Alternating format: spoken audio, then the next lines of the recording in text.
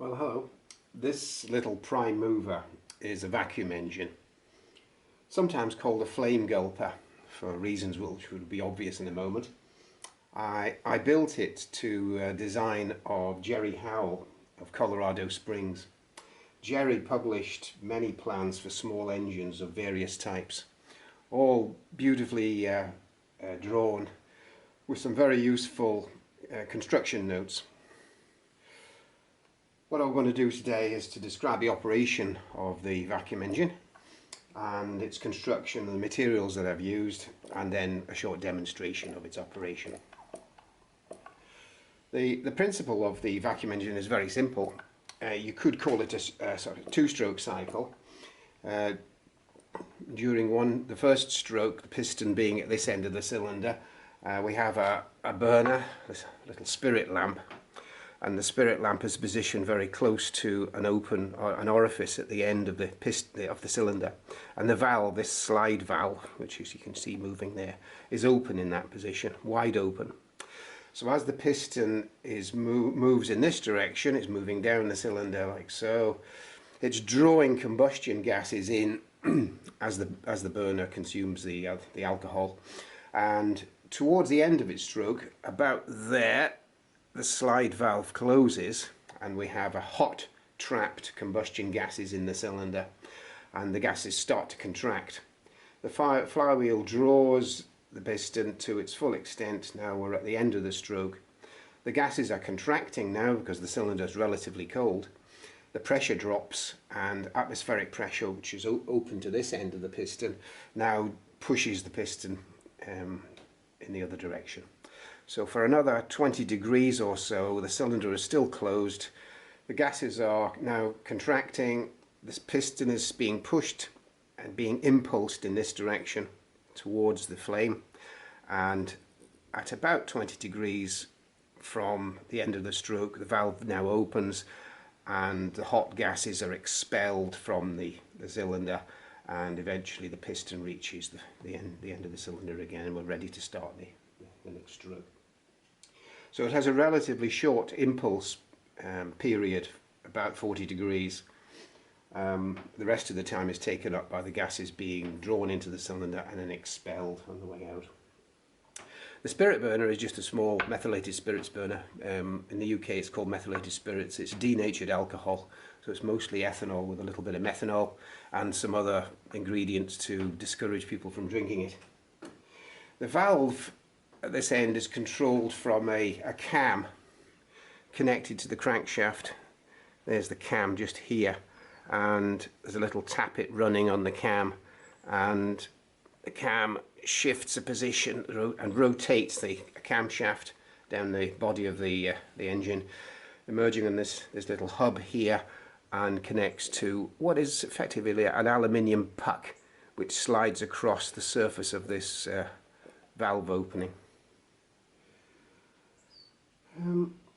I constructed it mostly from bar stock, aluminium for the cylinder, aluminium plate for the frame, and there is actually a brass liner inside the cylinder. The piston is made from graphite, not very pleasant material to machine, but it provides a frictionless sliding surface with the cylinder.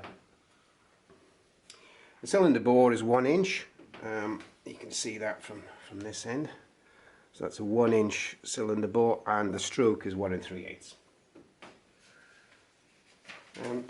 Here's Jerry's drawing. It's a plan section of the engine, showing the piston here inside the cylinder.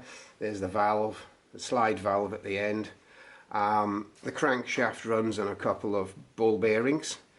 There's also a fan here driven by a belt. The fan is designed in an attempt to keep the cylinder as cool as possible, and it works. Without the fan running, the engine runs at about 55 degrees. It's just a little bit too hot to touch, maybe 60 degrees. With the fan driven, the temperature drops to about 45, and it will comfortably run for ages without that temperature. All the machining was done on a 3.5-inch lathe and with the aid of a small milling machine. Well, I don't need any encouragement to introduce a microprocessor to my projects. In this case, I was interested in the engine speed, so I've attached a Hall sensor here, and there's the magnet which is stuck to the edge of the flywheel. So the magnet passes this Hall sensor. The signal from the Hall sensor raises an interrupt in the microprocessor. It's an Arduino Micro microprocessor, and I'll display the speed on this display here. I was also interested in the temperature of the cylinder head, so I've fixed a small temperature measuring device here, which is connected to the microprocessor, and I can switch between engine speed and cylinder head temperature. I'll light her up now and get it moving. Usually it's quite a ready starter. Sometimes a little bit temperamental at the beginning, because I think what happens is that the combustion products condense out on the inside of the cylinder and introduce some drag. I hope you can still hear me from this racket. I'll connect up the microprocessor now so we can see what the temperature is and the speed.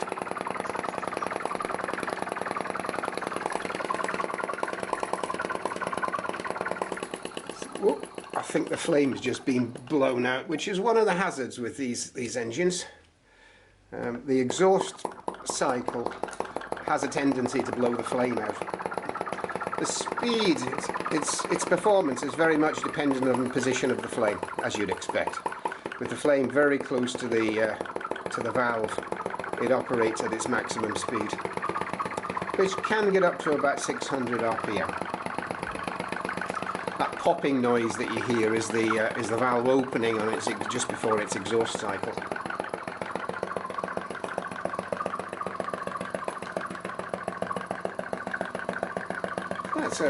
It runs at a comfortable low speed of about 400 RPM. It's very reliable. Let's have a look at the temperature. Temperature at the end of the cylinder is 33 degrees centigrade, so it really is quite cold.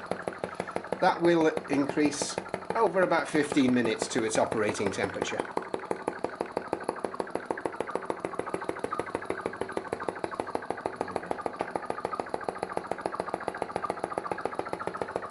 Show you the cam operating down here against a spring. The amount of torque it develops is not great. I'm slowing it down by hand, and you couldn't drive much off this engine. However, it's very reliable. Oh, the flame's just blown out again. I must have it too close.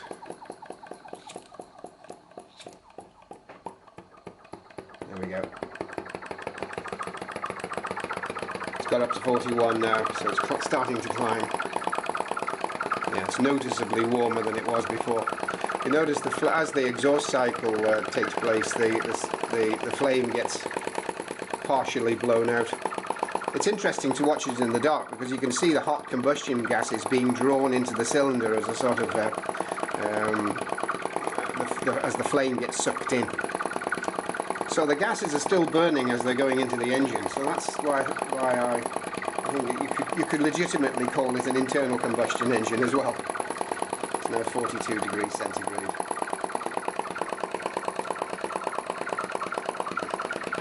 And the speed is 550 or thereabouts. Anyway, that's Jerry Howell's vacuum engine. Thanks for watching.